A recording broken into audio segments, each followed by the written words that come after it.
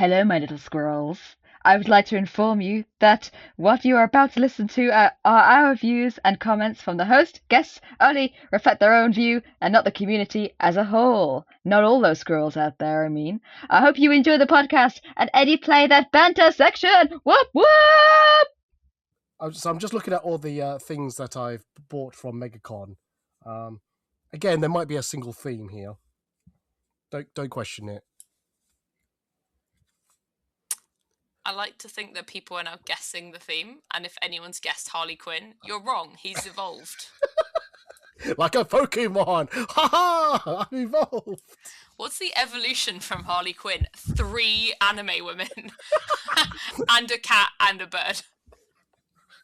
Don't say it like that, okay? Because that sounds creepy. You're next going to say, oh, Eddie, have you got a body pillow? Do you not? No, I don't!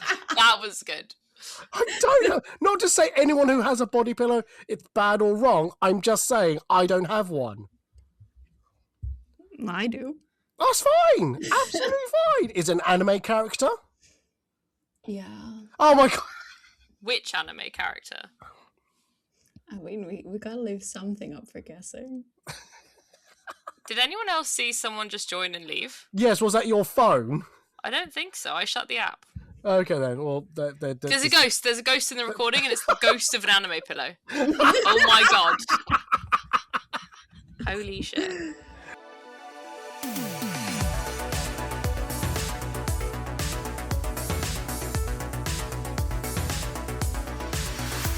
Hello everybody, this is the Ed Talks About podcast, a podcast series talking about cosplay, Comic-Con, and everything else. I'm your host Eddie, and this week we are talking about the tales of 2 Comic-Cons-ish. It's not 2 Comic-Cons, but it wouldn't work, the title, if I said a Comic-Con and a Gaming Con. Well, I could have called it 2 cons, but then if I said 2 cons, people might think it's a con. Anyway, that's not. Joining us on the podcast is Shadow Bright Cosplay and Charlotte Walsh Cosplay. Welcome to you both. Hello. For a split second, I went, it is Shadow Bright Cosplay. I did get it right, didn't I? Yeah, you did.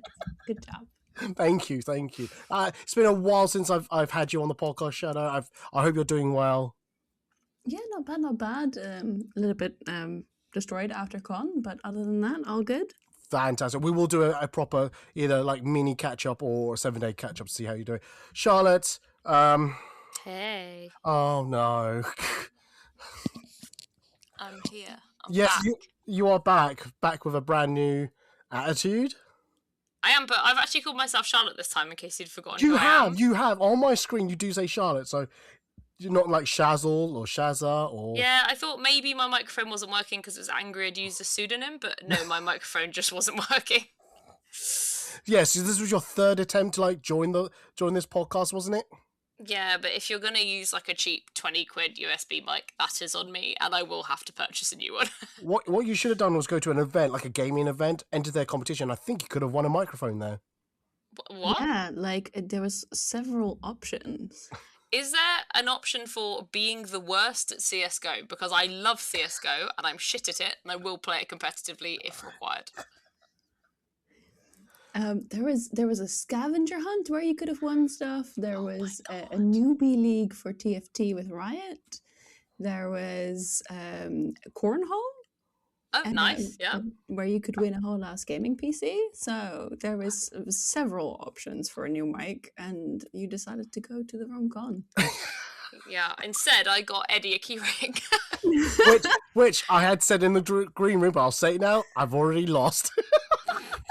Look, that's true friendship, that is. That is true friendship. At least I told her about it. No, what happened is that the what's it called? It's what, you know, those ball chain link chain things that hold. Yeah. I think that got loose. They get loose so easily, and in my brain it's like, oh, they're the sturdiest thing in the world. No, it came apart. I think either snagged on something or just fell apart. I don't know. Anyway, I will get a replacement though, so I need to message. I forgive you. Thank you. I will message the artist and say, can you please, are you at MCM London? I'll need to buy one of you, please. Might have to buy 5 just in case I lose 4 of them. Anyway, here we go. Anyway, the title, the Tales of 2 Comic Cons. We are going to be reviewing, what's it called, Dreamhack and MegaConLive Birmingham. We'll get to that in a moment, just in case anyone's confused what this title's about, because none of my titles are ever clear. My podcast title is not even clear. Why is it called Ed Talks About if I'm talking about Comic-Con, cosplay, and everything else? I can't remember. Actually, I do remember. But that's neither here nor there. Anyway, Shadow, how are you before Dreamhack? How was the last 7 days for you? Ooh, that's a question. Or just generally, how are you? And feel free to use that phrase as far and wide as you want. In the 7 days before con, I spent most of that underpinning my house, i.e. replacing the foundation. Then I got in a fight with a bus, which I definitely lost. So I did Dreamhack on a very injured leg, which was a fun time. And I quit my job. So I'm having a great time. Great times. I should have asked earlier, how did you have a fight with a bus? Why did you pick a fight with a bus? And was it double-decker, single, long, one of those bendy buses? Double-decker. Okay. I was kind of standing in the middle aisle towards the back of the bus. Bus made a really, really fast emergency stop, and I went flying all the way down the aisle into the front console. Ouch. Yeah. I have just one of my hips all the way down to my knee is black. Ooh. But Yeah. for a second, it's not every color under the rainbow, so I'm secretly a unicorn. Lovely. I was going to say, the moment you're flying, did you think, I'm flying, or you go, wee, I'm flying? Yeah, it was weirdly slow-mo. But I was also like halfway down the bus and was like, yeah, I can't do anything about this, so... Okay, fair enough. You said what type of bus, and my brain went, what an excellent journalistic question. That's what I also want to know. That was good. I genuinely have to say I enjoyed that. Thank you. I'm glad I have your approval of the question I asked. Excellent. Moving on. Tickled me so much. Okay, we're like 3 minutes in and we've already derailed. This is going I know. so well. This is why I sometimes have Charlotte, and I say sometimes because she does this. I haven't done anything. Like, ew. Don't ew me. Don't ew me. Charlotte, before MegaCon, how are you? How are your last 7 day stroke? Generally, how are you? I have to follow up What bus story by saying I've just been skiing and it was really nice. Oh, I thought you were going to say you were driving a bus and you just hit the brakes all of a sudden. Oh my god, no, can you imagine? Never let me drive a bus, anyone. But no, I went skiing with my boyfriend for the first time, which was very nice. Nice. Not skiing for the first time, with the boyfriend, which was nice. I don't get to see him very often, so that was fun. And then I came back and finished my costume for con 2 days before, on par. Yeah, and other than that, just work, boring, normal stuff. Please hire me to do anything that's not my normal day job. Thank you. So that's 4 minutes into the podcast where you say hire me, which it's now been noted. Yeah, perfect. Yes, thank you. Yep, yes, at least I heard it this time. Excellent. Sorry, Shadow. That's Charlotte's catchphrase on this podcast is to hire her. So it's just a plea. It's a desperate plea at this point. Yeah, I mean, I would. I've had a look at your Instagram and I was like, yeah. Damn. I mean, let me just can like people hire you recover too? Is from this having now to just like underpin that. Eddie's job hunting podcast? yeah, let's not use my podcast as a job hunting podcast. All right, let's not do it that way. Anyway, I think there's a lot to go through between, especially now we've got 2 cons to talk about. So, just to explain the format of this, so we will do a semi good and the bad and the ugly. I don't know why I didn't call it the good and bad and the ugly. I just wanted to give it a cooler title and Tales of two.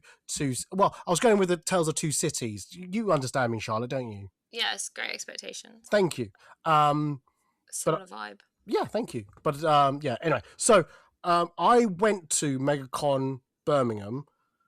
Shadow went to Dreamhack all 3 days, and Charlotte went to MegaCon Birmingham. So it's going to be a bit of a mishmash about the goods and the bad and the ugly. No one can really like corroborate anything with each other. But I wanted to like review both because I found it quite interesting that both of these events were held at the same time at the same venue. And I don't know if next year will be the same, but if it does, let's talk about it. and things like that. So, is everyone ready? Shall we start talking?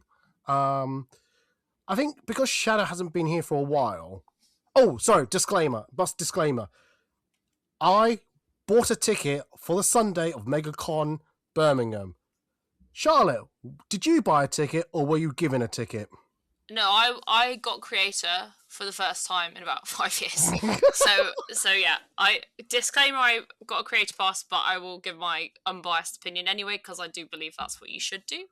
Fantastic. And Shadow, did you buy a ticket or were you given a ticket? I was given a ticket with the further explanation of the fact that we were set up with a booth in Community Row, specifically to speak to people about cosplay making and displaying cosplays.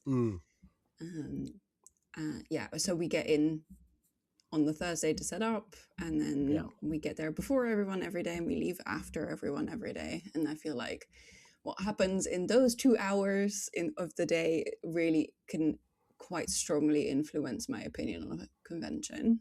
Fantastic. Oh, cool. So I just want to get that disclaimer out so that we know, everyone knows how, even though some people were given, I think it comes under like it's a paid gig type of thing. So I just want to make that clear. Anyway, right. As I was saying, Shadow, you went to Dreamhack.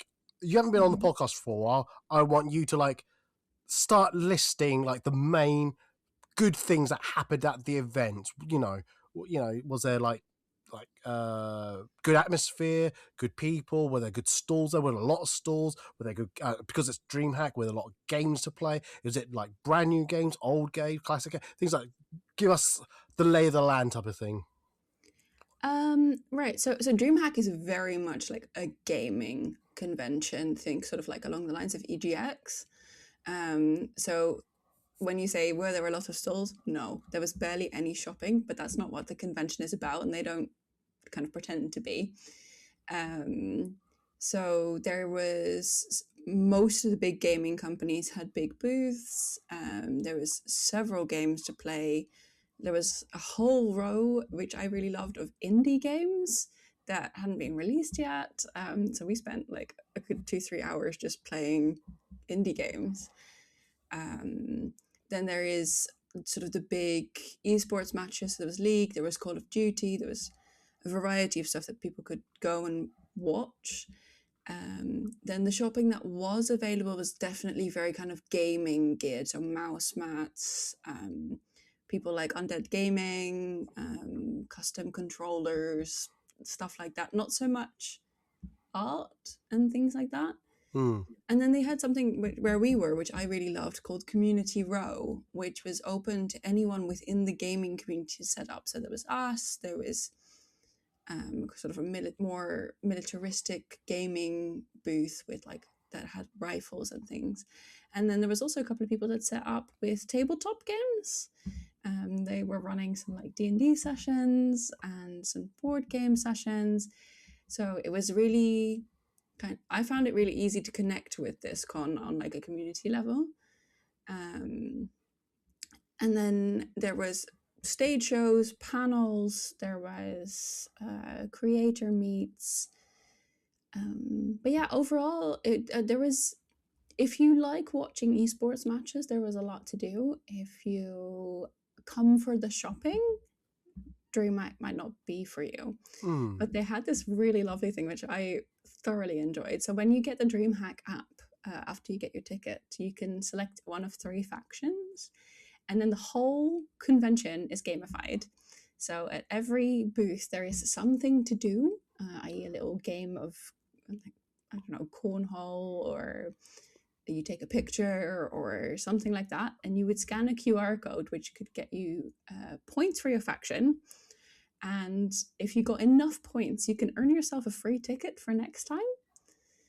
But it also enters you into their daily raffle, where every day there was free phones, free PCs, loads of gaming peripherals, on top of the individual competitions that a lot of the big gaming companies had on, which was insane. There was so much free stuff. Hang on, back up. Hang on. This sounds amazing, this event. Hang on. I feel like I've missed out on something here. So you're saying that as soon as you got in and entered on this app, do they just randomly give you a faction, or could you pick a faction? No, you could pick a faction. So there's 3 factions. Fairly arbitrary, to be honest. You should mostly just like, do you want purple, red, or yellow? And you could get points for your faction, both to kind of enter your faction into prize draws, but also to like get stuff for yourself. Not to mention the copious amounts of free Red Bull and free Monster that are flying around. Yes, I did. I'm sorry, free Red Bull? No. Keep that. I walked away with the whole case. Oh my. What? Yeah. For real, huh? Yep. Oh my god. Eddie, we went to the wrong one. I know, but you should not be given any stimulants. I'm drinking a Red Bull right now. Oh god. Oh Lord. Yeah, so it was a really lovely con, but like I spent most of my weekend talking to people because of what we were doing, and there was like a very large percentage of people that had never been to a convention before, and therefore kind of like strangers to the etiquette of it. So Dreamhack had made a real effort to have signs up with like what is acceptable with cosplayers and what isn't, like right at the front door. And I did see the security enforce a couple of times that people were being a little overly forward with the cosplayer. We had one parent who wasn't interested in educating their children as to what to touch and what not, and it was very quickly resolved by Dreamhack. The only thing I would say, and this is very much a symptom of me being on a very, very injured leg, the 2 holes that Dreamhack had were connected by a huge flight of stairs. Yes, I've seen the videos of that. Yes. Yeah. Oh, not and video, photo. If you were somehow unable to walk up and down those stairs, the only way to go from one hole to the other was to go into the main passageway and go up the ramp and then go into the other hole, which is like my one bit of feedback where I was like, ooh, accessibility. Well, we'll cover the bads in a minute, but yeah.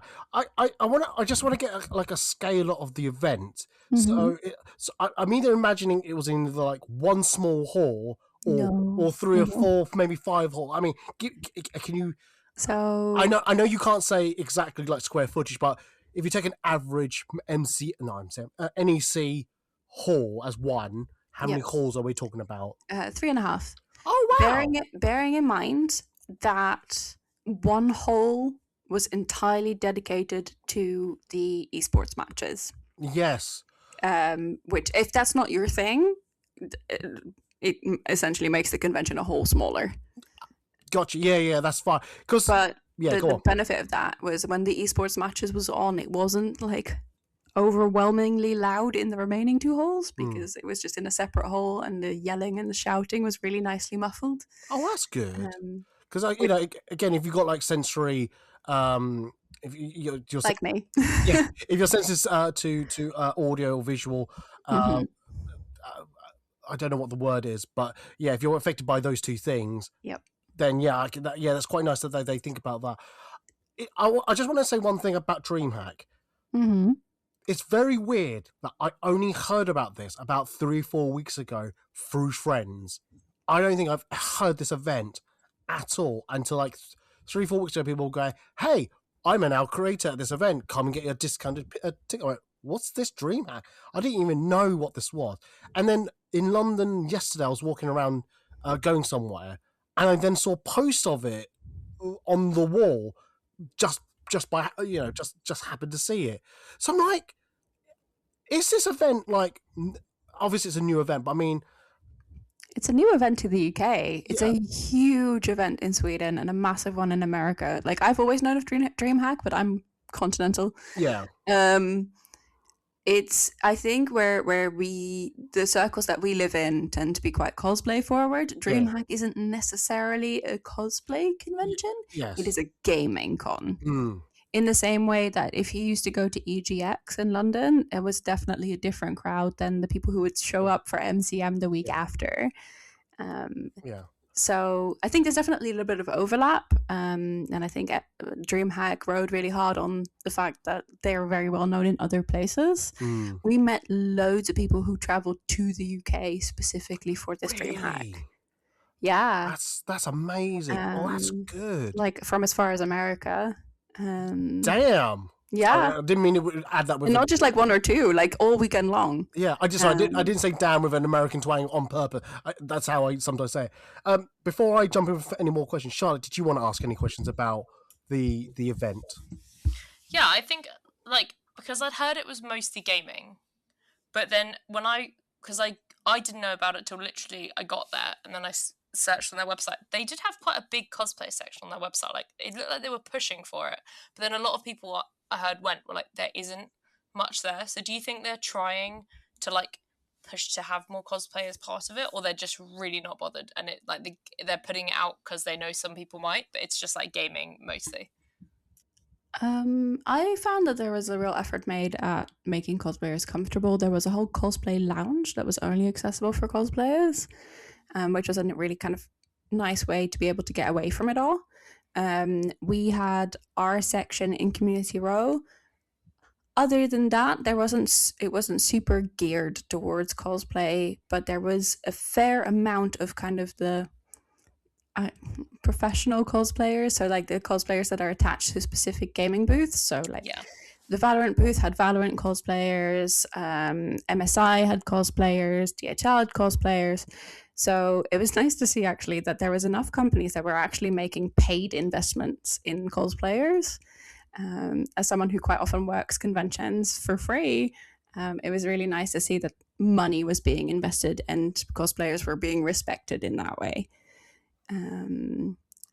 And I think we saw quite a lot of people kind of coming in on Friday that I know to be cosplayers, and they were in their like normal clothes, clearly kind of sussing out if this might be a cosplay con.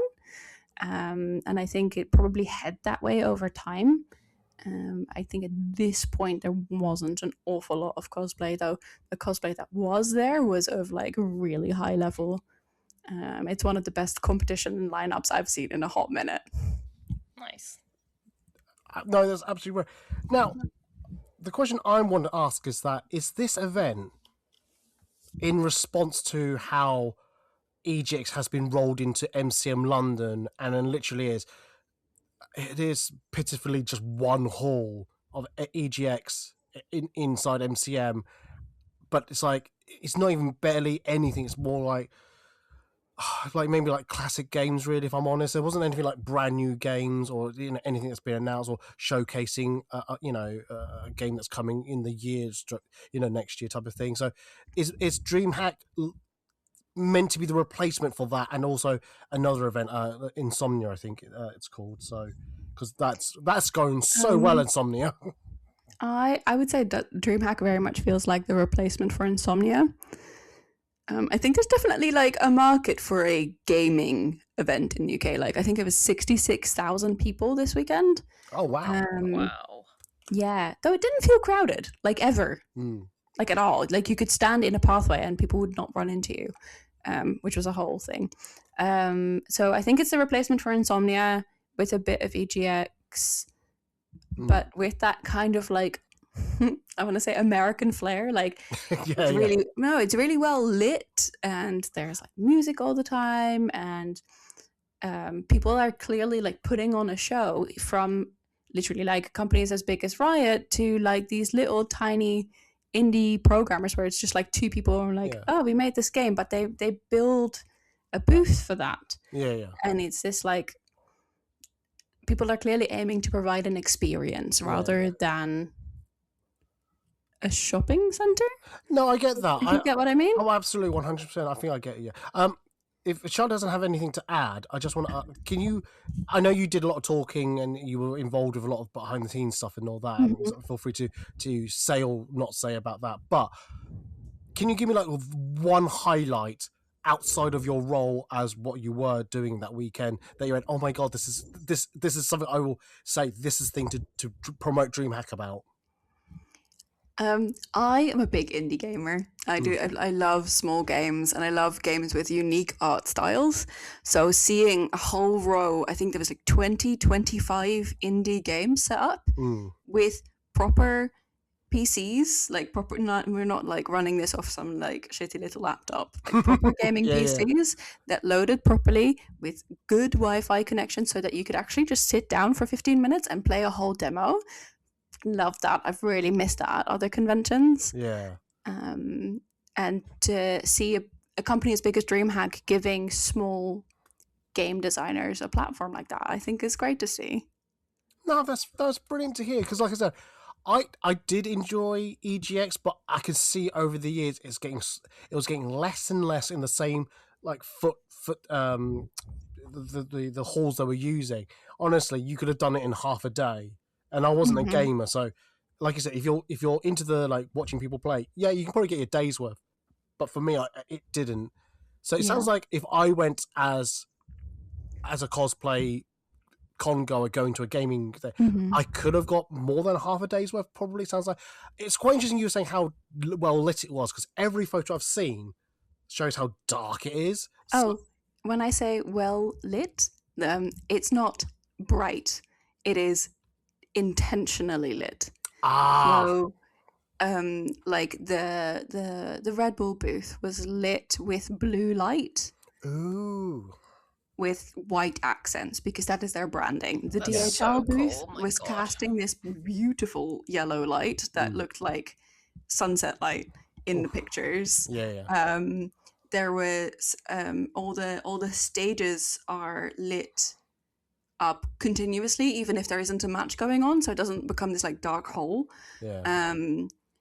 And then there was all these like, most of the booths, the backs had like art prints on them. So if you looked at like the Riot booth, if you looked at the outside of it, it had a bunch of new skin line prints. So if you wanted to get a good picture, there was an opportunity for that without having to go outside. And because the pathways were quiet enough, if you stopped to take a picture, you weren't like in anyone's way. Yeah, I think I've seen some of your photos, and it does like, which kind of gave a double-edged sword.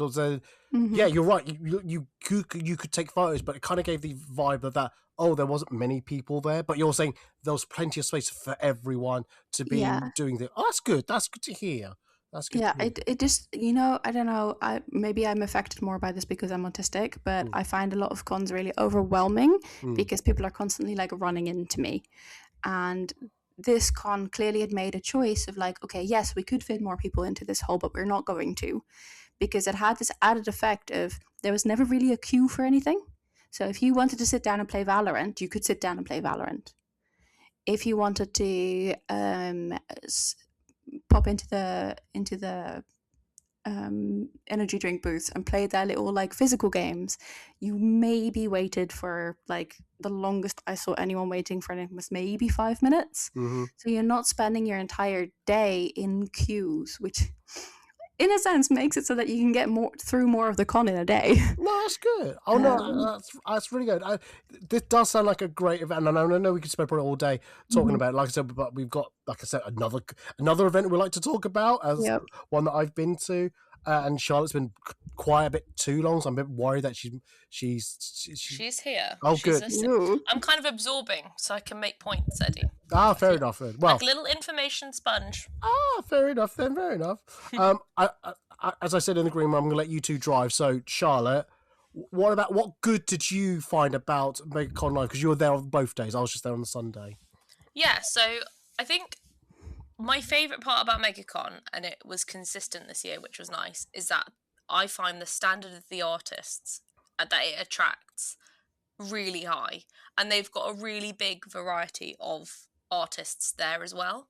So I know that the table prices at certain other cons have gone through the roof, especially this year. And I think the more expensive the table prices are, the more it discourages like smaller print or like trinket creators from turning up and like making stuff, and it kind of encourages more of the like manufactured AI people to churn stuff out because they have to make their money back. So MegaCon seems to have struck a really nice balance of having a very large space set aside for independent art people to just have. I'm sure they still pay a decent chunk for their tables, but like MegaCon tends to be the only place they actually shop and end up buying stuff, which I find quite interesting because on the surface it doesn't look that different, but then the quality seems to be there. So that was really good. And I know you did a lot of shopping, so I'm presuming that you had like a similar. But like, do you shop the same way another con that you would at MegaCon? I will admit, so I think though anyone who's listened to me talk about MegaCon knows I have a very big issue with this event. However, I am more and more enjoying the independent stalls they have there, and I have bought equally probably as much merch. I'll call it merch just to simplify the I was going to say the slang, the terminology. Yeah, I think I spent as much money on the merch at a MegaCon than I do at MCM. I think I probably enjoy it probably more the MegaCon stores in a certain aspect, as because my one thing I wrote about the good was that there's a lot of independent stores, very few franchises such as like Forbidden Planet or Tokyo Toys or places, things like. I think I did see a Forbidden Planet, but it was quite small in comparison. It wasn't quite big, so it really pushed those forward. And again, I've said it once, I'll say it again. If MegaCon literally markets itself as an independent stall for artists, both for comic and independent artist alley, and again, rename it, stop calling it MegaCon, just call it something that fits that profile. Oh my God, they'll be on a winner here, but that's neither here nor there. Yeah, go on. I think it's an interesting one because you can always, throw stuff out about how to improve things, but I think that Dreamhack sounds like it's got this in the bag, which is you have to have big brands there.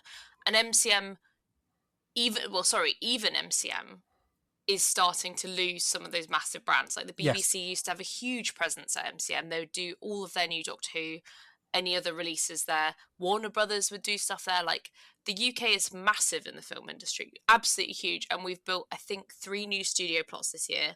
The Minecraft world's being built in the UK. Like, we are a huge player in terms of, like, this is so boring. I'm so sorry. I just listened to myself. I find this interesting. But, like, we're a huge global player in film, TV, media. And yet I don't think our cons reflect that enough. I think we need more big brands to put more money in so that we can have the kind of bigger and better and more interactive and like maybe slightly less tired stuff that we're used to, as alongside then having artist alleys where the prices are kept down so you can have more and more artists coming in, and then the con grows. No, I agree. Yeah, like I said, I've had this long ongoing issue with how MegaCon is marketed, and I know we're still talking about the good, but this has to be said now because if I don't, I will explode. But yes, But let's get back to your point about the stores. I really enjoyed myself. Like I said, I think I rather nowadays. I don't know if it's because it's how I want to spend my money, how the world is turning, how I want to support independent artists, but I do want to actually support more independent artists than I do actually, like you said, like the BBC, the Forbidden Planet, Tokyo Toys, and things like that. So that's my take on that, really. So I'm glad you enjoyed the stalls as well and things like that. I should actually, I forgot to ask Shadow about this, but did you both either do a panel or attended panels? Well, I'll start with Charlotte first. I didn't this year. I have done panels before. I didn't at this one. Thank you for people that invited me. Is there a reason you didn't this year? Yeah, I think none of them are. I say obviously, I do cosplay and photography, and because I've done it for quite a long time now, a lot of the panels are geared towards 101, which is fantastic because we always need to encourage more people to come into the creative space. But I feel like there are quite a lot of themes that I'm seeing repeated every year. So if I've seen a panel, I feel like maybe I would be seeing it again, even if it's different people. And it's really good to have that variety, but it just wasn't something that like I was going to run towards. For example, if someone had been doing like a retouching panel or a, advanced photography or advanced sewing technique specifically, I probably would have gone. But I do feel like, and again, this is a good, I think. I do feel like MegaCon is geared towards, it's very family friendly to new cosplayers, to kids, to like people who've grown up with Ghostbusters or Star Wars or Doctor Who or any of that kind of thing. Like, it's a very accessible con, and I think that's part of why it's so, like, the longevity of it is strong because families can go, and that's probably more important than catering towards like 20-year-olds who, you know, just want to kind of hang out and do really cool stuff all day. However, I do think that they could probably branch out a little bit more in terms of panels and stuff as well. Like maybe have a bigger screen, a more dedicated space, and then was that you laughing? No, that was my husband laughing. Sorry. I was like, whoa. Didn't think big screen would get him. But like, hear me out just briefly. In my mind's eye, I'm like, if you had a panel space where there was like a almost like more like the photography shows, where you have one big screen and like a nice sofa and a dedicated point where people can be like, I am showing you, or like maybe even a dedicated camera person, like I'm showing you this sewing technique, I'm showing you this crafting material, I am showing you foam, I'm showing you editing. Like that would be incredible, because like it would just kind of be more, I think people could be more ambitious. So maybe the setup at the moment isn't really allowing for that, and I know it would be more complicated, but I think it would be valuable. Can I jump in here for a second? you may Please go do. through, please. Because this is what we do off our booth. So I'm Shadow Bright Cosplay, but I am also part of a group called the Con Artists, like convention artists. It's such a lame dad joke. But we set up our booth with kind of an array of very carefully chosen props and costumes that let us talk to individuals about, okay, I want to make this specific costume. Here are the techniques represented in other props or in other costumes, and here's how you use them. And within the group, we always make sure we have a sewist, and we have a foam person, and we have a 3D printing person, because we found that over time with panels, you have to be, to an extent, generalist. I do a lot of panels around like wig styling and armor making, and there's only so much like specific knowledge I can cram into 20 minutes. So we ended up setting up a display booth specifically to talk to individuals for very niche things. And I find that works really well. It's just people's ability to find us can sometimes be a bit diminished. That sounds like kind of maybe the perfect middle ground of like, there's a lot of selling stalls and there's a lot of kind of you go and look at them stalls. I would love to see more stalls where it's really obvious, like yours, where you're like, come talk to us because we can show you things or demonstrate things, like almost interactive. Yeah, I think Because it'd be some people will super never good. get to use the materials otherwise if they don't see them at a Yeah. con. I think it'd be super good to find a way of doing that for photography, though I couldn't, with one off the top of my head, kind of come up with a way of doing it. I mean, I guess set up a studio and be like, I've brought a model with me, I will show you how to use this camera and shoot, which is something I genuinely would love to do at con. It'd be an insurance idea. nightmare, but I totally would do that because I love teaching photography stuff. We should pitch this. That sounds like a great idea. Let me stop talking about this now and make a little note. No, don't stop talking about it. You can take this part of the audio if you want, but don't leave my podcast right That's now. okay. We spoke before about wanting there to be more like the American cons, a space for photographers to shoot. And this year they had a massive space. I didn't actually go look at it all that closely, but they had like a double size end of a booth that was set up like 2 photography studios where they were shooting people and like editing at the con, which is what they do in America, and I believe this comes with a cost, but obviously you know that when you're shooting there. And I think that's a really good way of having people able to take professional standard photos at a con without having to hire out a studio, etc., etc. You could teach at one of those. It is possible to have one of those with like a teaching element involved, so maybe it's something to look into. Starting up a new business in the middle of this podcast. I'm sorry, Eddie. That's not a problem as long as I get a cut of it, a cut of the profits. That's all it matters to me. We were talking about panels. Shadow, did you like attend or run a panel yourself? Sorry, I didn't attend any, just because running our booth is intense. But the Dreamhack panels were very focused on like content creating and streaming and getting into the gaming industry, which isn't necessarily the kind of panel I would listen to, but from what we could see in where our booth was, we could see the main stage really well. A lot of panels were fairly well attended. I think MegaCon's stage is so big that quite a lot of newer panelists would probably be maybe intimidated by it. Where I feel like there is some other conventions that have really nice little stages that are a really good way of getting into hosting panels. So yeah, like they were well attended. They're just not necessarily my thing. No, that's fine. No problem. Not a problem. Yeah, that's fine. I was just curious more than anything else. I will say that the sound quality was beautiful. Like we were on the other side of the hall and we could still understand what they were saying. Oh, that's good. Wow. That's good. That is good. That's sexy sound. That's yeah. That's good. That's good. I don't know. It's just something as an autistic person that I'm like super sensitive to. So oh, that's fine. That's not fine. Shadow, was there anything else? I know you've been to a MegaCon event, and I kind of think I know your feelings behind the event. Yeah, I love MegaCon for its artist alley. They always have a really good artist alley. It feels a little bit like paying for a shopping experience. Yeah, but that's what Comic-Con is really. Yeah. So, but was there any questions you wanted to ask about the event? Because you didn't cross over either to MegaCon this year. Yeah, I was wondering, because I didn't go into MegaCon at all, but it seemed to be spilling out into the corridors a lot. Any community spaces at all?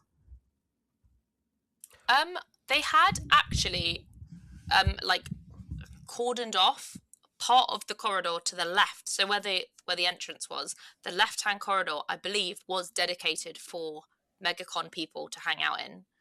And then if you went right, that's where like the doors and the shuttle and like to walk around to all the other cons were. Obviously, people were hanging out everywhere, but I think, and it will probably become relevant later, there was an outside space for people to be inside outside, but also I believe a lot of the con meets were scheduled to set up there. So like there was a Star Wars meet that like met up there at certain points, so that they had made an effort, but maybe it wasn't obvious enough. Yeah, because I do know, and I did see this in London, that there is a specific MegaCon meetup area. So you know, obviously it's got their signage behind it, so that when people take photos in front of it, it gives them more, you know, visibility to say, hey, they did this cosplay meet at this event straight away. You know instantly that that's a MegaCon event type of thing. So there was that. They still got those oh god, those backgrounds are those. I don't know if they've now eliminated all the AI backgrounds. I don't know if how anyone knows there were AI backgrounds. I couldn't tell you for sure there were AI. I've got no evidence to say they were, but they did have quite a few backgrounds. I think one or two of them were new to me that I didn't see in London. I think they had a couple of new ones, and they are quite generic, but again, like, yeah, I saw a decent number of people both days taking pictures in front of them, and I think it is quite a nice touch. Like, I took most of my pictures in front of the Minecraft background where they had like square TNT blocks, which I think so fun. I spent so long just like stacking them up and sitting on them. Sitting on them. No, are you sure? You sat down at a convention? I sat on a Minecraft TNT block, if that counts. Sure. I don't think the video that you showed me showed you that you were sitting. Oh, what, the one where I pretended to be a little Minecraft character? Yes. Yeah, I also pretended to be a Minecraft character. And you stood on it. Yeah, but then I have a photo of me sitting on it. Yes, you did. You did. I was just playing. Let me do both. I don't want to out myself as to climbing on here, because if they put a no climbing on it next year, I will still climb on it and I'll get kicked out. But they did not have a no climbing sign, and they provided me with 6 very large wooden blocks to play with. So what's a girl to do? Oh my god. Yeah, it seems perfectly reasonable behavior. No. Yeah, I was like, if they didn't want us to climb, they would have said no climbing. Oh my. Exactly. Oh my lord. Anyway, cool. I know they're very brief. I'm just going to move on. I'm just ignore that. I know they were very brief goods. We might come back to it later, depends on how much time we got left. I think I've put my little 2 cents in about MegaCon. We'll come back to you, Shadow. Was there anything that you thought was, even though for a first event, was there anything bad about Dreamhack that you kind of want to highlight? I know you might have mentioned something beforehand. You don't know if you want to shed more light over it. Yeah, so MegaCon was spread out over a number of holes, and between hole 1 and hole 2, the only way of getting between those 2 holes while not leaving the convention was up a massive flight of stairs, which me with my mangled leg was really not necessarily a fun time. And the only other way of kind of making it between the holes was going into the main corridor, going either up the ramp or up the elevator, and then in through the other gate, which at a couple of points had a little bit of a wait time, because security. That's a design flaw that should probably be looked at, particularly because the corridors are really, really busy because there's 2 other events on. Which we'll talk about that later. But that definitely needs a bit of thinking, because I also have a couple of friends who are in wheelchairs who were like, yeah, I literally have to leave the convention to see all of it, which is really not okay. To play devil's advocate on that, that would need to assume that both Dreamhack and MegaCon will need to work together to say, hey, next time, can we like put our events next to each other or close near each other for this to work? And I'm assuming that when they booked it, they just booked where there was free space in the calendar, where it was cost effective, and which halls were available at the time. So, you know what I think would be so fun? Go on. Is if you could buy like a combo ticket. Yes, because like that would be so good, because like I would have loved to have popped into the artist alley at MegaCon, but not really quite like buy a whole weekend ticket worth of excited. I know what you mean, because I was at the first years of MegaConLive and Talkfest, even though no one actually explicitly said you could actually use the same ticket to go into both events. So I get what you're saying, and they were next door to each other. And I know that I do see that. I do. Yeah, I think that would be a good idea if they were able to collaborate and bring the halls closer to each other, type of thing. That'd be good. Charlotte, I'm sure you would be interested in that as well. I think I would, because I speak kind of as a gamer here. Like, I really enjoy PC gaming. I don't mind watching like esports. So if I'd known about it more in advance, I might well have got a ticket to go for one of the days. I don't know if they would ever do collab tickets, because I was really surprised they were on the same weekend, mostly because it's a conflict of interest, whether or not one is a cosplay con or not. I still think the fact that enough people were leaving one to go to the other, yes, it's good in terms of that curiosity factor, but one of the cons is then losing half of their attendees for a day. So maybe a con that is smaller like MegaCon can't really afford that competition. It would be interesting to see maybe if they do it, or like, but yeah, like if Dreamhack is going to stay as well, like I don't know if they tour around Europe like Star Wars conventions sometimes do, or if it's like a they've already announced the dates for next year, so they're definitely doing UK? Next year. Same convention. Nice. Okay, fair play. It's like, I think it's the first weekend of April next year. They announced the dates at the convention. Oh, that's clever. So I was just trying to look it up, but I'm not quick enough. But let me just bring this. Oh, I think it did pop up. No, hang on. I'm doing this live. Yes, the 2nd and the 4th of 2027. No idea if MegaCon are on the same weekend. We'll talk about that in a slightly new section called Other. Any other business, we'll call it. Any other bad Shadow about Dreamhack besides that? Because you're very positive about the event. Yeah, I just sorry to interrupt. I was going to say, in the green room, you are buzzing about this event. You really could not stop talking about it, and I'm like, save it for the podcast. So no, I loved it, and like particularly like being a guest and the way we were looked after was like beautiful. Like we messaged on Thursday saying, hey, I'm injured, could we have access to an accessible car park just to unload our stuff, and then we'll move our car into the main car park. But I was just struggling to walk so much, and they were like, yep, sure. Gave us an hour-long blue badge, just so we could unload, but we weren't like permanently blocking any accessible spots. They also have this thing which I think is really lovely.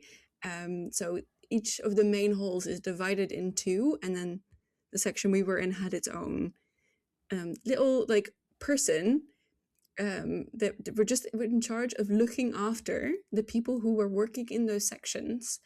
So ours was named Francisco. He was a sweetheart.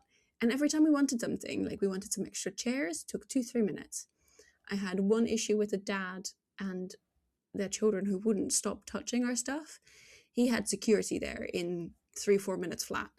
The booth next to us had a wobbly table. He fixed it. So like all these things that make an experience as a guest really stressful, there was someone just super present that we could basically see at all times that would fix that. And it was a really amazing experience to be kind of working.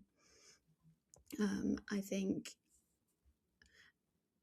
the con has potential because there is this hole in the market for like a real like gaming con since EGX got rolled into MCM and Insomnia died. 100%. Like I said, I've been to an EGX when it was buzzing, and I really enjoyed it. I'm not a gamer, but even I can like aesthetically go, oh, this is great, seeing all the lights, all the new games coming up. I want to test the games. You know, I own a Steam Deck, I own a Switch 2. You know, I want to get the Steam Machine when it ever comes out. I know it's going to cost literally an arm and a leg and someone else's bladder. Bladder or liver? Liver. They'll do with this liver. And, you know, I'm never going to touch them. I hardly touch it anyway, but I've got an interest in it. So, yeah, there's definitely a market for it. And it's really, like I said, it's really bad how EGX has, I keep saying this, rolled into MCM and kind of like been forgotten about. The less said about Insomnia, the better. I think I've only been to it once when it was in Coventry, like 1 year, and that was like an okay event. It was a lovely event. Yeah, but the only thing I would say is it's if you're not into gaming, there isn't anything else to do. Yeah. Absolutely, but they make no secret of that. So you have to decide for yourself whether that's your type of convention. By the way, was there a cosplay competition at Dreamhack? There was. Oh my god, it was sick. God. No, so because it's a first event. Yeah, and a lot of the cosplay competition got announced, I think maybe 4 months ago, which for competition pieces is really, really short notice. So I think everyone was kind of expecting costumes to feel fairly rushed or costumes to be recycled, but oh my god, the lineup of contestants is one of the best ones I've seen in a hot minute. And I say that, I mean, I judge costume competitions, and there was some really beautiful work from some really, really talented cosplayers, and it was on the main stage, right where you come in. It wasn't hidden away on a side stage. It was given plenty of time. No one was kind of rushed on and off the stage, particularly if they were in like a bigger costume that was a bit harder to move in. Oh my god, there were some amazing costumes. I will gush about them forever, but it's probably best to kind of like have a look on social media what people made, because wow. Yeah, no, that's fine. I know this is meant to be the bad section, but clearly there's not much of it. So yeah, it's fine. It's not a problem. Let's switch it to MegaCon and bring the spotlight back onto Charlotte. I shouldn't say spotlight. I know her ego is gonna. Oh my god, I knew it. What was I going to say? What was your bad about MegaCon? I think it felt smaller. Now, multiple people told me it wasn't, and I think they are wrong. But it felt smaller, like there was more space to move around, etc. But there wasn't, and this sounds maybe nuts, but there wasn't a lot to do. And like, I have ADHD, I could entertain myself. And I still was like, I kind of don't know what I'm doing for small parts of the day, and then like something else would happen. But once you've done the shopping, there's not a lot of like interaction. So for example, if you were going up to like a Red Bull stand, you can at least talk to them about the product, etc., etc. So much of MegaCon is selling. There's not a lot of like interaction-y points. And a lot of the people that are there, like the Star Wars stand with the droids and like the saber training and the Ghostbusters section, like they're at almost every con I've been to. So part of me wants them to branch out a little bit. There have to be other big companies in the UK that could have a presence there, but they are never there. And I don't know if it's because nobody's reaching out from MegaCon to see if they can get like fresh stuff. I don't know if it felt a bit like everyone was super comfortable with how the event was supposed to go, and there wasn't a huge amount of like, let's see what we can do that might be scary but exciting. This all being said, I still had a great time, let me be clear. This is very like nitpicky. How would I maybe improve would be if they can take a step and be like, let's get this mad company, and it might be shit, but we'll try it. I'd like to see it, because I think that's how they're going to grow, and I hope they do grow, because they're a lovely company. I've never had a bad experience at a MegaCon, it must be said.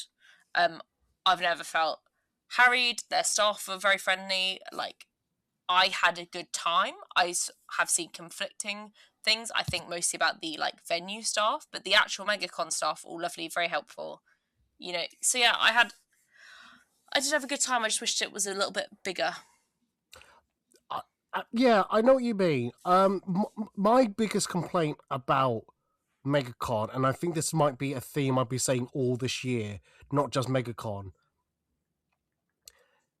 As much as I praised that it was such, it's great for independent stores, the outsiders and all that, it also felt like it hasn't evolved. It's not like you said, it's not got bigger. That's the thing about evolving. But it's not also thinking, like I say, doing a daring thing by bringing this in, doing that, doing something new, something different. It felt like it's status quo. We're just keeping things as it is. We're not going to add an extra hall. We're not going to add more panels. We're not going to do that.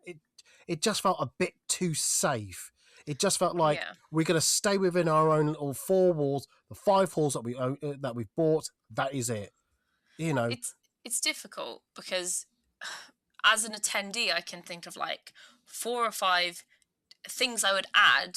For example, when they did Talkfest, that for the first couple of years, especially after COVID, did really well. Like, there were a huge number of people I could see were just there for Talkfest. That's kind of now been folded back in, I think, because so many people cross over that maybe it didn't feel worth it to have a separate part just for that. But like, I can think of things I would add that I think would be a draw for people or new people. I know that I'm biased here. I think having a very thoroughly vetted and insurance heavy part of the hall for like photography, photo shoot, allowing people to set up mini studios would bring in a number of high caliber cosplayers who want those professional level photos of their cosplays and give the opportunity to new cosplayers, but also would like bring the teaching opportunities, because everything's a visual medium now. Like, every person who does cosplay has to post photos online constantly. So I think being more holistic in their approach to like what they can have and present is worth it. And it should be vetted properly. It shouldn't just be a case of like, let the photographers in. And they did, I forgot to say in the good, they did a fantastic job again this year of when you got a creator email, there's a whole paragraph at the bottom about being responsible with photography, trying not to get people in it who don't want to be, like what your rights are as a model, as a cosplayer, as a photographer. Like, it was very clear, very well done. Bring more of that in. Pretty much every single cosplay attendee at your con wants their picture taken, wants some form of content creation. They had a drone company here this year. More of that. Bring DJI in. Everyone I know has DJI products. Like, more kind of thinking along the creator side of it, not just like the individual cosplay side. No, a lot of that I do agree with. I think, like I said, I feel like the theme this year, that when I ever do a review of these events, will be every event's going to be stagnated. It's nothing's going to change, because I know money's tight. No one really wants to push the boat too, just in case the gamble they want to spend to like bring in more people doesn't pay off. I do understand it, but that's my frustration, is that it's not evolving enough for me to feel like I'm getting not just my money's worth, but a great experience. Do you get what I'm saying? Yeah, I think that's very fair. Yeah, absolutely. Cool. I forgot to ask each other's if you want a question about the bad, but is there any need for that before I go into any other business and before we go to the ugly? I don't think so.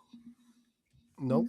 Nope. Okay. If that's the case, then I will kick this bit off because, like I said, I didn't realize this event, and I think Shadow kind of answered this question kind of in a way. But when I turned up and you got the Dreamhack here because I came by train, so I saw Dreamhack halls first. Didn't see anyone really like spill over into the concourse area, but that's fine. I understand it's a gaming con; people tend to be gaming indoors rather than trying to spill over. And then when I went over the Skywalk to get to MegaCon, I did think to myself, this is interesting. Can these two events, if they are going to be year on year being held at the same venue at the same time, can they survive? Can they coexist? I think I'll give Shadow a little break. Charlotte, from what you've just heard, could you see this, like, I'm not saying in a partnership, but could you see them surviving each other without too much conflict? Or do you think, like you were saying earlier, like, you felt like half the people were at one and the other half, each event lost half the audience because they were going to the other event? I think they absolutely could, because there's a massive crossover, probably the biggest crossover between cosplayers who consume media and who also game, and gamers who also enjoy watching like fantasy media like Star Wars, etc. So there's no real reason I can think of why you couldn't comfortably coexist, because people want both. I guess the question is, do they work together on it, or do they just keep being side by side and kind of letting the consumer choose? But for like, I really like gaming. I probably, given also Shadow's excellent review, I probably would like pop over for half a day to watch some stuff, to get some Red Bull, like to talk to the gaming companies, because like I am a gamer and I do sometimes Twitch stream, and like that is a massive interest of mine. Often I Twitch stream in cosplay, so that's like where the kind of crossover comes in. So I still want to do the cosplay side, but yeah, there's no reason they can't coexist. It would be a case of like one not stamping on the other, I guess. No, I get that. I took one, so I was speaking to some of the stall owners in MegaCon, and I will admit that on the Sunday, I think a lot of the stall owners expected the foot traffic to drop off a lot on the Sunday, but it didn't really happen, because I think they theorized that because Dreamhack was a 3-day event and MegaCon was a 2-day event, a lot of people did buy a 3-day but did 2 days at Dreamhack, and then bought a day ticket or 2-day ticket for MegaCon, and kind of, like you said, switched over. So they either did 2 full days at Dreamhack and 1 day at MegaCon, or vice versa. It's like, I find it, go on. Play devil's advocate for a minute. Go, please. Maybe they should stay separate. No, that's fine. Because look what happened to EGX when it rolled into MCM. It was I do a lot of conventions, and I've been going to the UK conventions for like a decade now, and the Dreamhack crowd and the MegaCon crowd, even though there was a little bit of overlap, was very different. And I think trying to make one convention work for everyone would be super hard. Yeah, I'm not suggesting we should roll it into one, but bring them closer together, or, like I said, if they are in the same venue, can they coexist? So, yeah, I wasn't suggesting should they merge, but more... Judging from the size of Dreamhack in other countries, I feel like we're at risk of Dreamhack pressuring MegaCon out of the venue on that weekend. I mean, that's good. I mean, that'd be a shame. No, like, I mean, to be like, Dreamhack is a massive convention in Sweden, and it's huge in America, even by American con standards. Yeah. No, that's fine. So... Yeah. No, I should take back my comment about MegaCon. Like I said, deep down, I kind of want MegaCon to do well, just to give MCM something to think about with their events, but that's for a discussion for another day. That's an interesting view from you, Shadow. I do think you're right. I think it's hard because, like you said, I think it could work being in the same venue, but I think having that large divide, literally that skywalk dividing it, I think that needs to stay. I think that's how it's going to work, because And if people want to do both, they can buy day tickets. Exactly. People And were clearly doing it because, like, I found Dreamhack surprisingly busy on Friday. yeah. And whereas normally Fridays at events are pretty quiet. And a lot of people that I saw there on the Friday were like, oh yeah, we're doing MegaCon the rest of the weekend, but we thought we'd suss it out. Yeah. And that might flip next year, where they'll do 2 days at Dreamhack and then 1 day at MegaCon, and things like that. I totally understand that, and then things like that. I mean, I low-key kind of like having that option, not gonna lie. I mean, Like, you can just like do a little sort of a la carte menu of like, what am I doing in the weekend? okay, so come 2027 and you're not as heavily involved you were this year to next year. Let's say you are a con goer. Let's say you're a con goer instead, all right? Mm-hmm. Would you buy 2 tickets for both events, or would you still stick with Dreamhack? If you made me choose, Yes. I'd probably do Dreamhack, just because I'm a gamer at heart. Fair enough.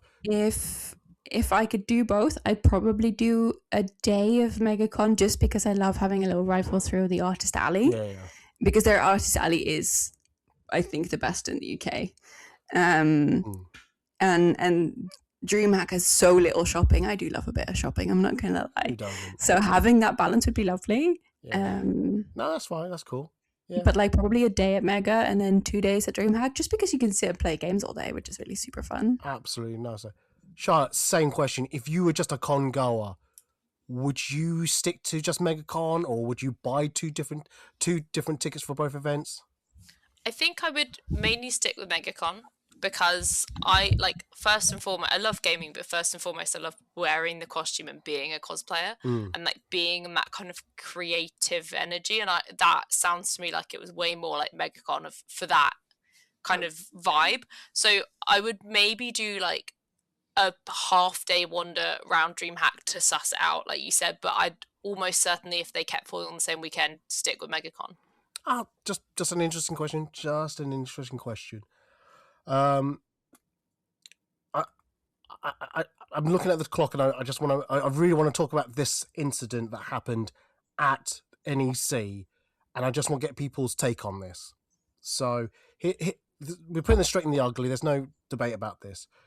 There have been videos that have been popping up online where there was another event actually happening at the NEC. Also, it wasn't just Dreamhack and MegaCon. There was did you say there's 4 events actually, or was this just a third event?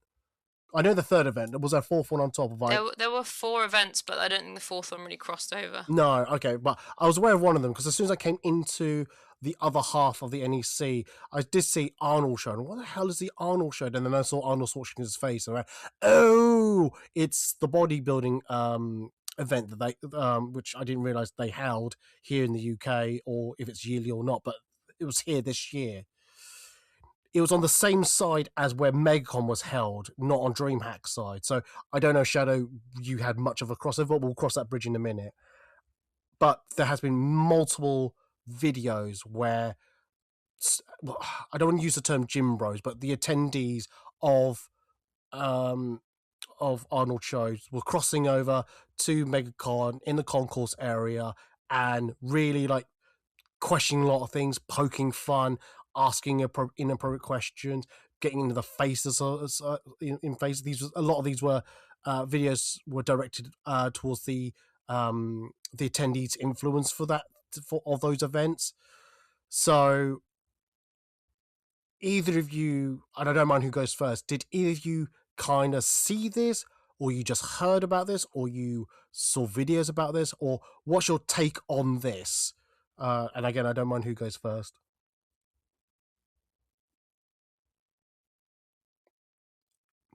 Or should I just pick someone? I'll let Charlotte go first. Okay, I just didn't want to talk over anyone. I think there's a slight delay on my mic, so I was like, I can't start. I didn't see. Okay, I've seen some of the videos and bits and pieces going around. Obviously, none of that is cool.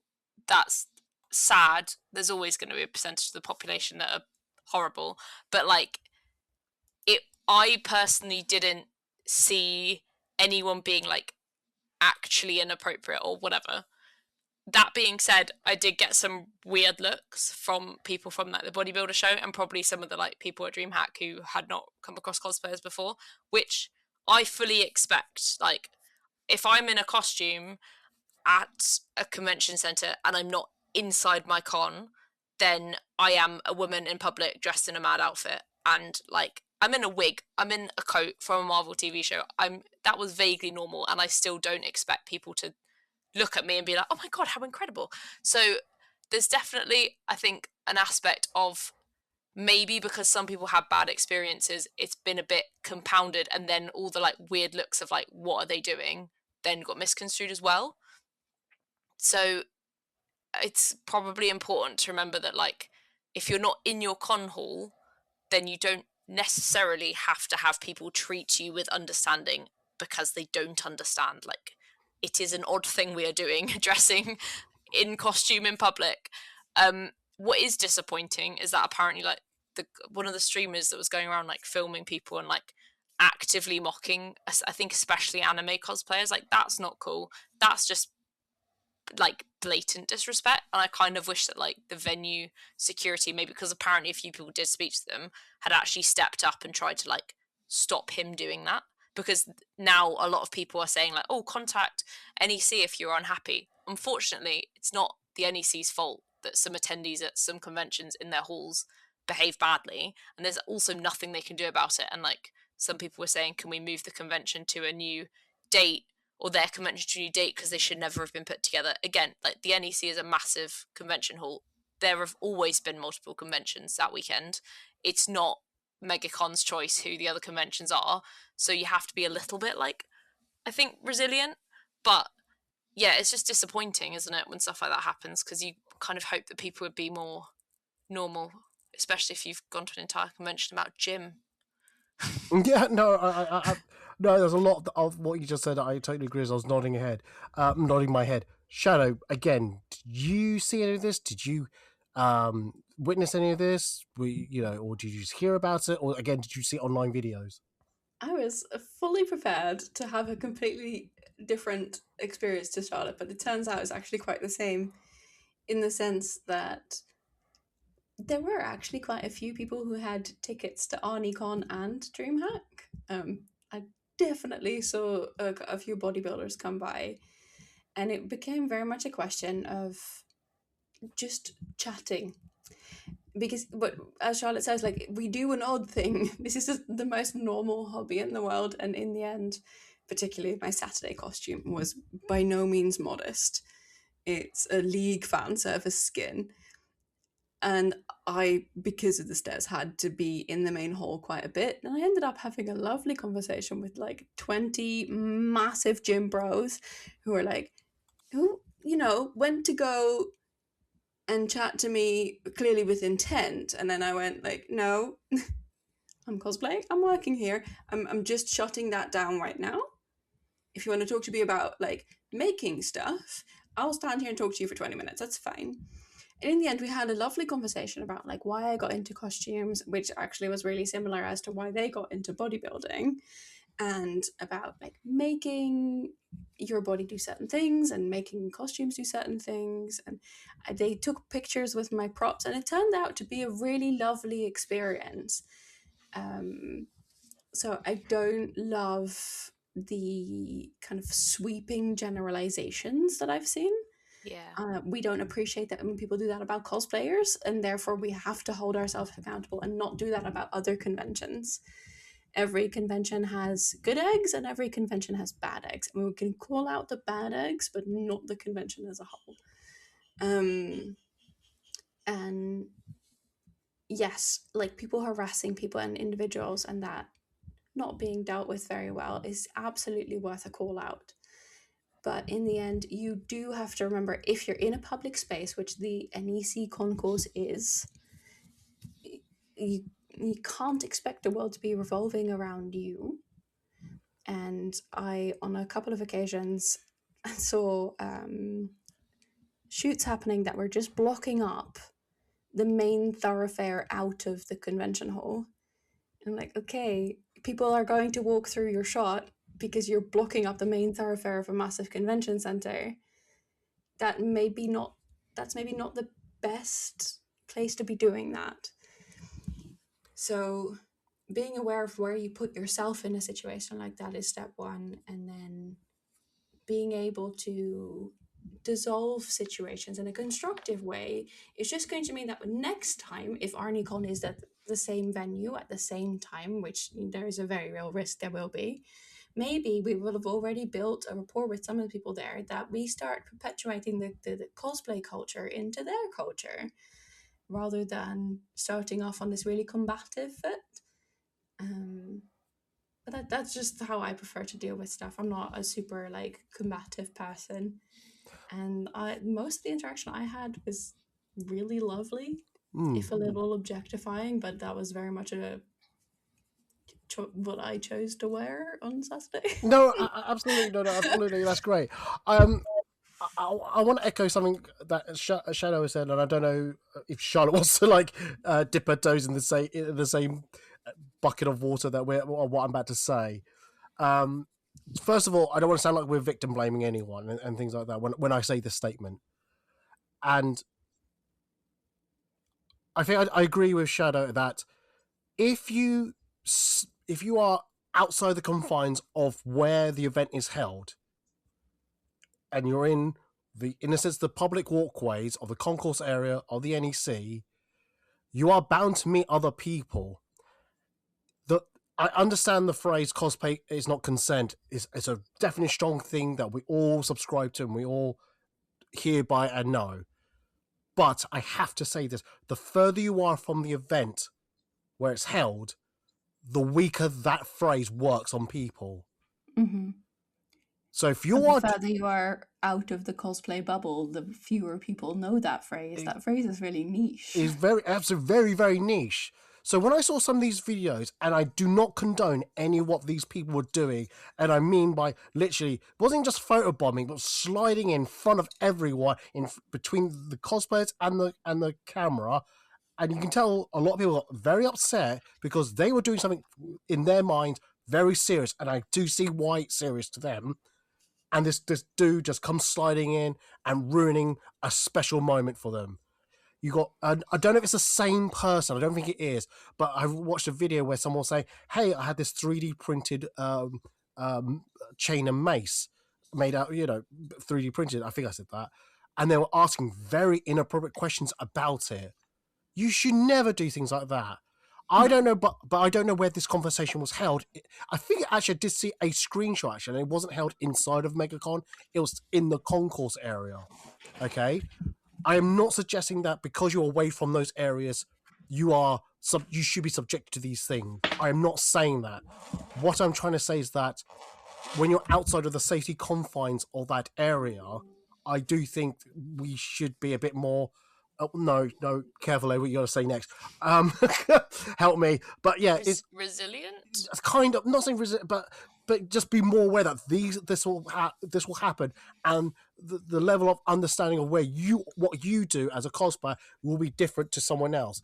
On the flip side, if you put us in the Arnold show, I'm sure we will have a lot of questions about what's this, what's that, why are you doing this, why are these all people like oiled up? I had a whole conversation about the self tanner. Yeah, things like that. So it's so gross. It's like dipping yourself in fryer oil. Yeah, like, how I could never. Yeah, absolutely. Give me body paint.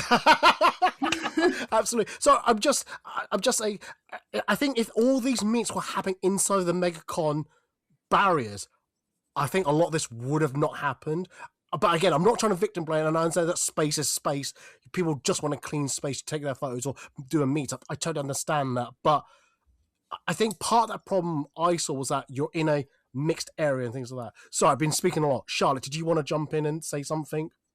Yeah, I think that also, and I think it's genuinely worth saying that, and I've gotten over this after 10 years a little bit, but like, it makes people uncomfortable to see large groups of people in costume expressing themselves so publicly. Like, it is a very vulnerable thing we're doing, and we're doing it in a very large group of people. So to walk through a group of people in costumes, if you're not familiar with that, is probably quite uncomfortable if you expected to go to a show and be surrounded by like people who enjoy the gym or whatever like your convention hall is about.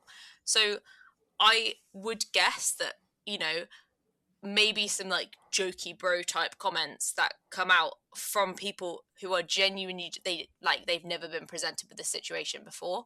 They don't know what they're doing. They shouldn't make these comments. But it's almost a case of being like Shadow said, kind of kill them with kindness. Like a few people did say to me like, oh, cool Agatha, because Marvel's quite mainstream, so they recognised what I was doing. A couple of people when we were shooting in the tunnel on Saturday who were clearly there for the gym convention were like, oh, are you guys doing Stranger Things? That's cool. And I think like because we were outside, quite far outside of the con, maybe they felt like they could ask. But one of them was like, oh, are you doing Stranger Things? Like, is that from that thing inside? And we were like, oh yeah, it's a Comic-Con, like people just dress up and take pictures. And it seemed to make sense to him that we weren't taking it like super seriously and we're not in character. We're just like also chilling and having fun. And so like there's definitely an element of like you can't expect everyone to behave how we all behave because it's now normal to us and it isn't for other people. Obviously the parameters of you shouldn't harass strangers just because you don't like their hobby has to play into that 100%. well. Yes, good. I was about to mention that as well, but carry on. Yes. No, fully. Like if you're in a public place doing your hobby, there is a basic, I think, outside of cosplay, human expectation that like you'd be left alone, especially if you're trying to be out of the way. But if you are in a public place, members of the public may make comments and you may like or not like them. That doesn't excuse the rude comments or the people being overly brash or disrespectful or like potentially harmful. But yeah, it's just tricky. And it's you know, I did, because I noted earlier that MegaCon had cordoned off part of one of the hallways for us, the fact that a lot of these meets seem to be happening not in the cordoned off space is why earlier I was like, maybe if they'd posted that more, people would have known there was a cosplayer only hallway space. But yeah. I don't know. Yeah, no, it's fine. I agree with a lot of that. Shadow, did you want to come back in? Yeah, I feel like I need to add the caveat that like I'm 35 and I've been cosplaying for 20 years. Oh, I feel old. And I am definitely from an era where, you know, if you cosplay, you were getting bullied, and had learned to deal with that. And I think because a lot of UK conventions like MCM happen in isolation, that skill of like killing them with kindness and opening conversation is something that not everyone has anymore. And maybe it's worth considering throwing that in the panel pile of like, okay, I want to cosplay in public. How do I deal and how do I diffuse situations like that in a way that is constructive and not putting myself at risk of increased harassment? Yeah. Being respectful. I think a lot of it boils down to like, if you've got tripods and lights and stuff, even if you're trying to stay out of the way, you're a hazard in a hallway and you have to know that. Like I've always said, as a photographer, that's my responsibility to be out of people's way. And if someone gets cross with me for being in the way, kind of I am if I've brought loads of extra gear, which is why I tend not to. But you can't then get mad that they got mad at you. You just have to be like, okay, maybe I'm in the wrong, move on. Like you have to have that level of like adult responsibility. Sorry, just give me a second. Podcast idea, cosplaying in public. Hang on, I'm just applying for one at com. What was it? Podcast idea. Coming out with a whole new panel schedule here. Yeah, exactly. I mean, we've spoken about it briefly before. I think on this podcast of like I think the etiquette of shooting in public, even at like MCM when you're outside the XL. Yeah. So like, there's definitely a skill to being either cosplaying or a photographer in public, and like people will ask you questions, and I have seen photographers turn around and snap at people for asking, and it is the worst thing you can do, because if someone says, hey, why are you shooting an anime girl in the middle of the thing, they're like, it's just a shoot, go away. That's their impression of all cosplayers. Whereas if you turn around and go, oh, she like made this cosplay and we're just taking some photos for social media, instantly they're like, oh, okay, cool, and they can move on with their life. It's like, you know, it's that easy. Yeah, no, absolutely. And like I said, I'm not trying to. I want to keep reiterating because I really do not want people to come after me, especially what a recent interviewee said about a certain cosplay competition. But I don't want my words to be taken out of context, or at least just taken out whatever. But anyway, yeah, like I said, no one should should be a victim of like harassment of any level and all that. And I watch some of these videos and I think, oh Jesus, this is bad. This is there are some, I wouldn't say shocking, but there are just some terrible things that that have been dealt by members of the public from certain events and things like that. But like I said, I just thought, why was that decision to take that particular meat outside of the barriers? Because I remember that barrier part of MegaCon being there 3 years ago, and I haven't been for so I was there for. See, it was news to me, and I've been to that MegaCon a number of times, which means it's clearly not signposted very well. No, so maybe that's part of the reason. Well, I remember, I'm sure I've seen it before. I think it was the second edition where they've done that. I could be wrong, but I'm sure they've done that before. So I'm not shocked to that area to be only dedicated for MegaCon attendees. So I don't know why it wasn't. Yeah, I don't know. I just Yeah, Yeah, go on. I did hear briefly that someone's complaint that I saw, and I was trying to kind of figure it out, was we were in the concourse bit outside or the floor bit outside and taking pictures, but we got moved so that the Star Wars meet could take pictures by security because they'd not booked the space, but semi-booked the space. And from that I gathered that was a dedicated MegaCon area, but some bigger meets, like the Star Wars ones, had pre-arranged to use it for stuff. So people were using it and then got moved and were cross about it. But actually, if people go to the trouble, especially the larger meets, of organising like that, you kind of can't fault them, because it's a big. They've already thought about the space and the safety and stuff in advance. So maybe that's what got people to move out of that area. No, that's fair comment. Possibility. Absolute possibility. And again, I'm not saying this is MegaCon's fault or they need to deal with this, but maybe if there was hey, if you're going to meet at this, if you got a big large meet and you can't do it at the designated meet in front of the poster, but you want to do it within the confine of the compound of MegaConLive, here's the schedule that people can use this little area for. I don't know, just a thought. But like I said, I think the bigger question is this any of the event organizers' responsibility to educate their attendees? Yeah. I don't know. I think it's worth making people aware, particularly if there's newbies that have never really experienced that before. But is it the organisers to tell? So if the Arnold show had to go, oh, by the way, there's a cosplay convention down the, please do not stare at them, do not invade their space. Is it the organisers need to do that, or are we meant to be doing that? But no, because that's just in the end just going to encourage it. Yeah. But also, I heard so many cosplayers making Louis through a manosphere jokes, and if you're a bodybuilder, at some point I reckon that, and obviously I'm not excusing people that are arseholes, but if you constantly heard people being like, oh, but you're part of the manosphere, and you're not, then you would probably also be upset. So it's mutual respect on both sides should be you should kind of be brought up with manners, knowing that generally as a human. It shouldn't be on specific events to be when you leave the event, please be nice to people. You should just be nice to people. Yeah. Yeah, I think it's also an element of I use the phrase carrying responsibility for your own well-being quite a lot, because I'm disabled and I hold events accountable to a certain point that is reasonable, and then I hold myself accountable too.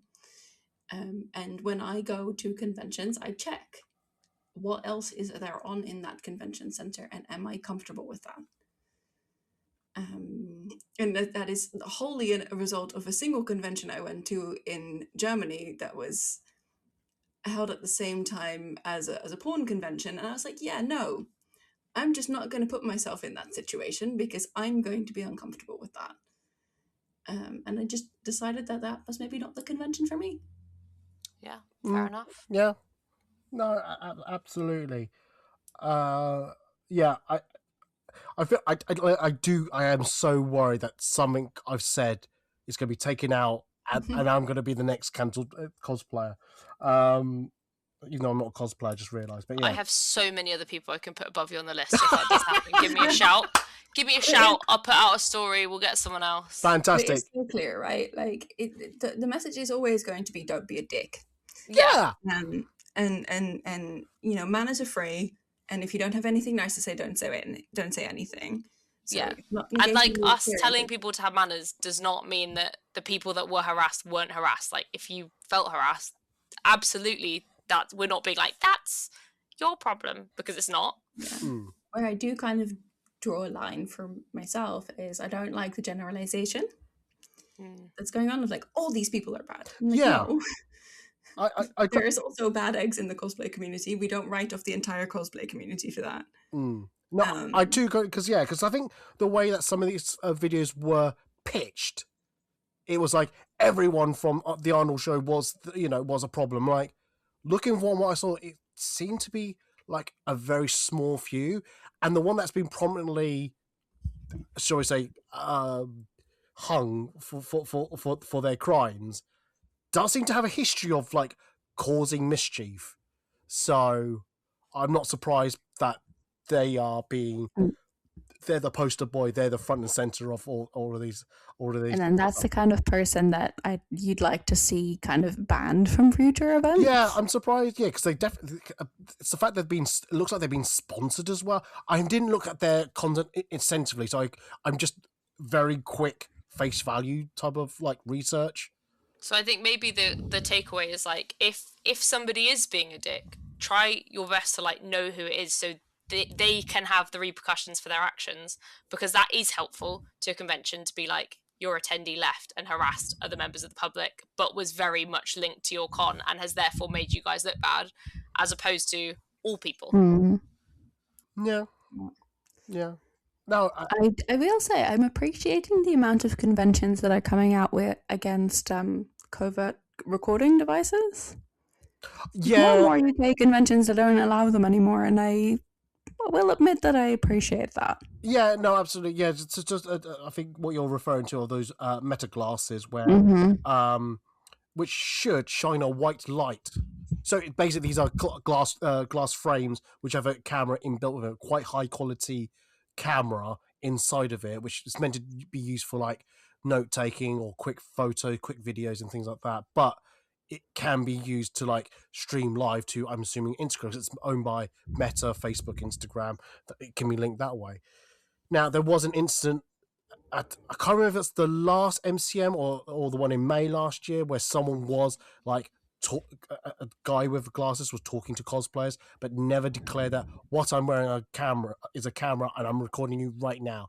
No consent, no acknowledgement that, oh, can we do a skit? These are camera glasses and things like that. And it's good that was it Dream. Are you talking about Dreamhack?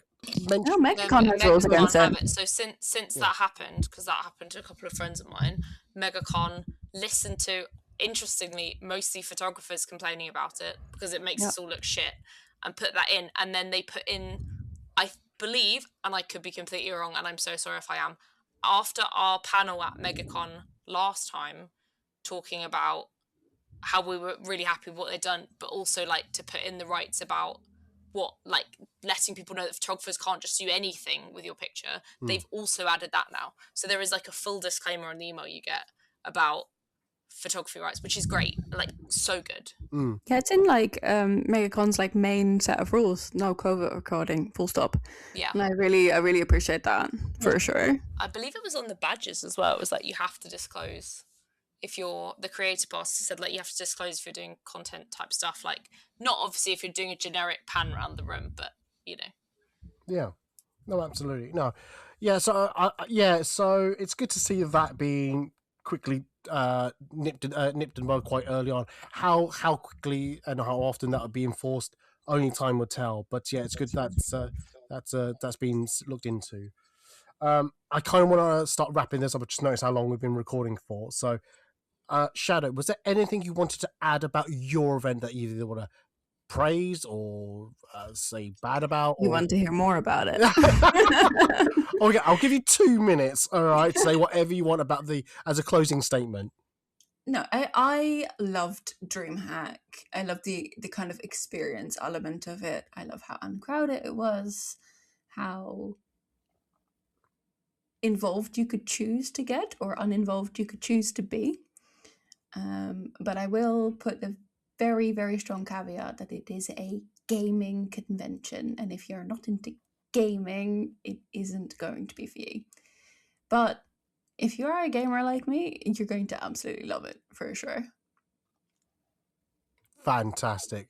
Charlotte, same 2 minutes. If there's any closing statement you want to make about MegaCon Birmingham. Yeah, I just think maybe to say it's really easy to critique because as a staple, it's great. Like the whole con as like a heart and soul, it's a good, reliable, great artists, good stuff to see. Like kids are free, blah, blah, it's a great family day out. It is a good con. That's why it's very easy to be like, cool, now I want to see them get bigger. Now I want to see them do more. I'm excited for them to do more stuff. So yeah, like if you've listened to it and been like, oh, she said she wanted more, that's because I want to see them do well. And I will continue attending MegaCon, creator or not. I'll happily pay my way in because it's a very nice weekend, nice people, and I hope it does well. No, that's fair comment. I keep getting refused for creator passes because I think I keep dumping on MegaCon, which is fair. I totally get it. Like I said, I did enjoy going to see all the independent stalls, the artist alley. Just again, such a wide range of artists, and hardly saw any Funko Pops, which is always good, and things like that. Again, just want to reiterate the ugly about this at least this one influencer. I hate that term for many reasons, and because of that reason, just interrupting, disturbing cosplayers and others who are like this person, ruining a lot of people's weekend. I don't condone it. I don't think it's definitely not right, and we should definitely call it out. But again, could we have done a little bit better just moving it elsewhere where we were safer? Again, I'm not trying to victim. God, I feel like I'm about to be called out here. But yeah, I just feel like, I don't know,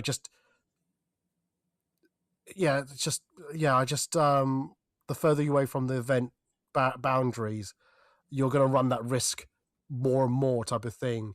But I will reiterate, no one should be harassed in that manner, in any manner, and what that guy did was not right, and definitely should be called out for it. I've gone on my social medias and blocked as much as their social media so that I don't get to see their content at all. We shouldn't be crossing paths anyway, but we'll see. Shadow, did you mention that you actually met with some of these? Yeah, you did mention that you met people and you enjoyed it. That's fine. So there are good eggs at work. I had some really good eggs. They were very sweet. Yeah. They had a great time posing with my Caitlin rifle. Yeah. Oh, they loved it. Nice. Well, that was really cute. That's good. Well, that's a good positive to leave it off. We'll leave it on that. Let's end the podcast. Let's do Shadow first, because let's get it out of the way. Don't forget, hire Charlotte wherever you can. Where can they find you on the social medias? Shadow Bright Cosplay, literally everywhere. Oh, I said Charlotte, not Shadow, but that's fine. Sorry, that's fine. That's not a problem. I heard Shadow as well. Okay, clearly it's me slurring my words. But thank you, Shadow. So Shadow Bright Cosplay on all social medias. So Instagram, TikTok.